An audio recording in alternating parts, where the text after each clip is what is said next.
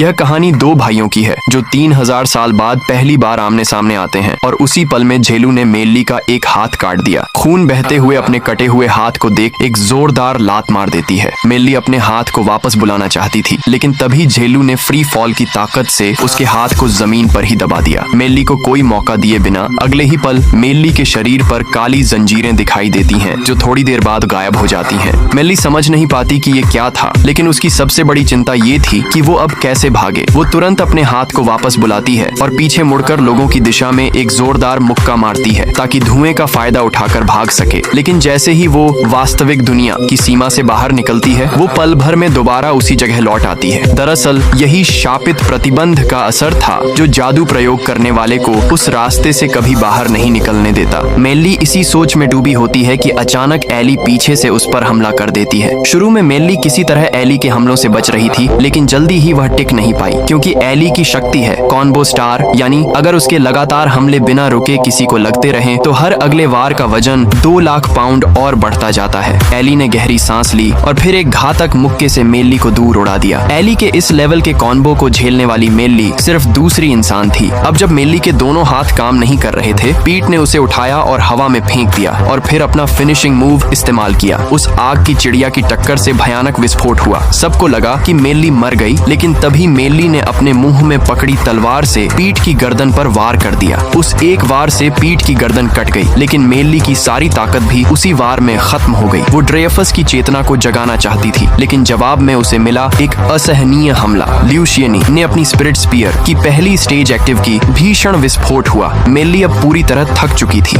जेलू को लगा कि अब वो खुद मेल्ली को मार देगा, लेकिन उसी वक्त मेल्ली अचानक उठती है। सोने की आंधी चारों ओर फैल जाती है और मेल्ली के चारों ओर एक कवच जैसा बन जाती है। यह थी उसकी अंतिम शक्ति, वेंजेंस काउंटर फू चाओ फान जी। लेकिन इस बार उसकी मैजिक पावर पिछले मुकाबले से 30 गुना ज्यादा थी। अब अगर कोई भी योद्धा इस हमले को सीधा झेलेगा तो बच नहीं सकता।